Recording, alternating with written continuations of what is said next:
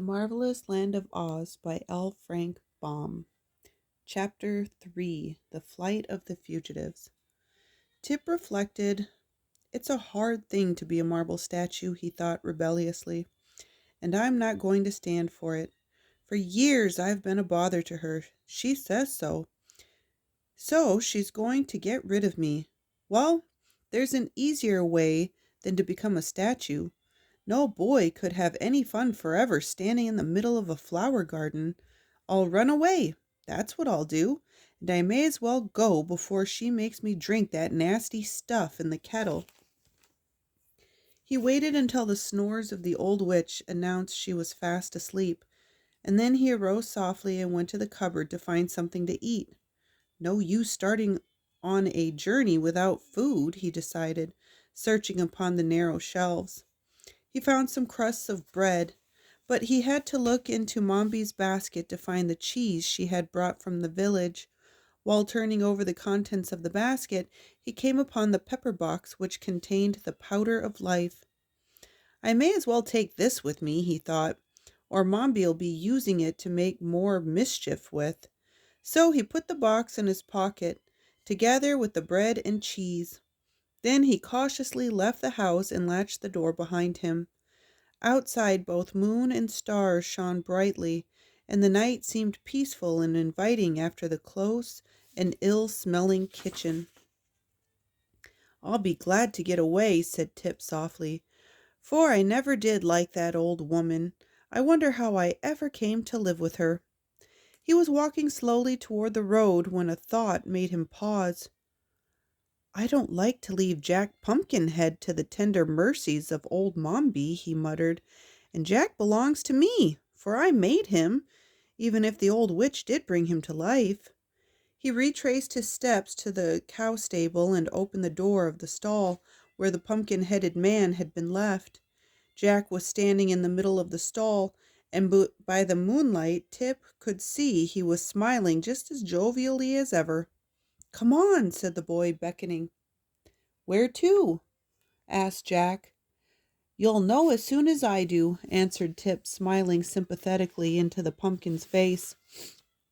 "All we've got to do now is to tramp." "Very well," returned Jack, and walked awkwardly out of the stable and into the moonlight. Tip turned toward the road, and the man followed him. Jack walked with a sort of limp, and occasionally one of the joints of his legs would turn backward instead of frontwise, almost causing him to tumble.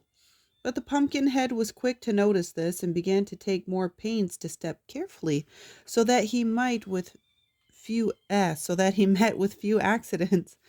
Tip led him along the path without stopping an instant. They could not go very fast, but they walked steadily, and by the time the moon sank away and the sun peeped over the hills, they had traveled so great a distance that the boy had no reason to fear pursuit of the old witch. Moreover, he had turned first into one path and then into another, so that should anyone follow them it would prove very difficult to guess which way they had gone or where to seek them. Fairly satisfied that he had escaped, for a time at least, being turned into a marble statue, the boy stopped his companion and seated himself upon a rock by the roadside. "Let's have some breakfast," he said. Jack Pumpkinhead watched Tip curiously, but refused to join in the repast. "I don't seem to be made the same way you are," he said. "I know you're not," returned Tip, "for I made you." "Oh, did you?" asked Jack. "Certainly, and put you together and carved your eyes and nose and ears and mouth," said Tip proudly, "and dressed you." Jack looked at his body and limbs critically. "It strikes me you made a very good job of it," he remarked. "Just so," replied Tip modestly, for he began to see certain defects in the construction of this man. "If I'd known we were going to travel together, I might have been a little more particular." "Why, then?" said the Pumpkinhead, in a tone that expressed surprise. "You must be my creator, my parent, my father." "Or your inventor," replied the boy with a laugh. "Yes, my son, I really believe I am." Then I owe you obedience, continued the man, and you owe me support. That's it, exactly, declared Tip, jumping up. So let us be off. Where are we going? Asked Jack when they had resumed their journey. I'm not exactly sure, said the boy, but I believe we're headed south, and that will bring us sooner or later to the Emerald City. What city is that? Inquired the Pumpkinhead. Why, it's the center of the land of Oz, and the biggest town in all the country. I've never been there myself, but I've heard all about its history. It was built by a mighty and wonderful wizard named Oz, and everything there is of a green color, just as everything in this country of the Gillikins is of a purple color. Is everything here purple? Asked Jack. Of course it is. Can't you see? Returned the boy. I believe I must be color blind, said the Pumpkinhead after staring about him. Well, the grass is purple and the trees are purple and the houses and fences are purple, explained Tip. Even the mud in the road is purple. But in the Emerald City, everything is green that is purple here. And in the country of the Munchkins, over at the east, everything is blue. And in the south country of the Quadlings, everything is red. And in the west country of the Winkies, where the Tin Woodman rules, everything is yellow. Oh, said Jack. Then after a pause he asked, Did you say a Tin Woodman rules the Winkies? Yes, he was one of those who helped Dorothy to destroy the Wicked Witch of the West, and the Winkies were so grateful that they invited him to become their ruler, just as the people of the Emerald City invited the Scarecrow to rule them. Dear me, said Jack, I'm getting confused with all this history. Who's the Scarecrow? Another friend of Dorothy's, replied Tip. And who is Dorothy? She was a girl that came here from Kansas, a place in the big outside world. She got blown to the land of Oz by a cyclone, and while she was here, the Scarecrow and the Tin Woodman accompanied her on her travels. And where's she now? Inquired the Pumpkinhead. Glenda the Good, who rules the Quadlings, sent her home again, said the boy. Oh, and what became of the Scarecrow? I told you, he rules the Emerald City, answered Tip. I thought you said it was ruled by a wonderful wizard, objected Jack, seeming more and more confused. Well, so did I. Now pay attention and I'll explain it, said Tip, speaking slowly and looking the smiling Pumpkinhead squarely in the eye. Dorothy went to the Emerald City to ask the wizard to send her back to Kansas, and the Scarecrow and the Tin Woodman went with her.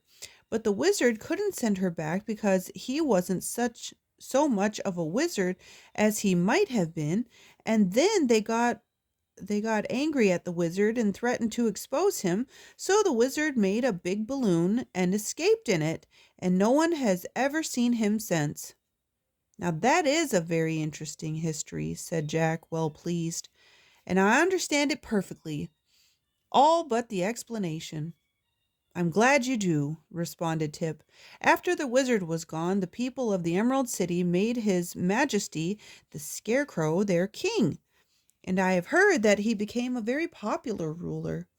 Are we going to see this queer king? Asked Jack with interest. I think we may as well, replied the boy, unless you have something better to do. Oh, no, dear father, said the Pumpkinhead. I am quite willing to go wherever you please. Chapter 4. Tip Makes an Experiment in Magic. The boy, small and rather delicate in appearance, seemed somewhat embarrassed at being called father by the tall, awkward Pumpkinhead man, but to deny the relationship would involve another long and tedious explanation, so he changed the subject by asking abruptly, Are you tired? Of course not, replied the other. But, he continued after a pause, it is quite certain I shall wear out my wooden joints if I keep on walking. Tip reflected as they journeyed on that this was true. He began to regret that he had not constructed the wooden limbs more carefully and substantially. Yet how could he ever have guessed that the man he had made merely to scare old Mombi with would be brought to life by means of a magical powder contained in an old pepper box. So he ceased to reproach himself and began to think how he might yet remedy the deficiencies of Jack's weak joints. While thus engaged, they came to the edge of a wood, and the boy sat down to rest upon an old sawhorse that some woodcutter had left there. "Why don't you sit down?" he asked the Pumpkinhead. "Won't it strain my joints?" inquired the other. "Of course not. It'll rest them," declared the boy. So Jack tried to sit down, but as soon as he bent his joints further than usual, they gave way altogether, and he came clattering to the ground with such a crash that Tip feared he was entirely ruined. He rushed to the man, lifted him to his feet, straightened his arms and legs, and felt of his head to see if by chance it had become cracked. But Jack seemed to be in pretty good shape after all, and Tip said to him, "I guess you'd better remain standing hereafter. It seems the safest way." "Very well, dear father, just as you say," replied the smiling Jack, who had been in no wise confused by his tumble.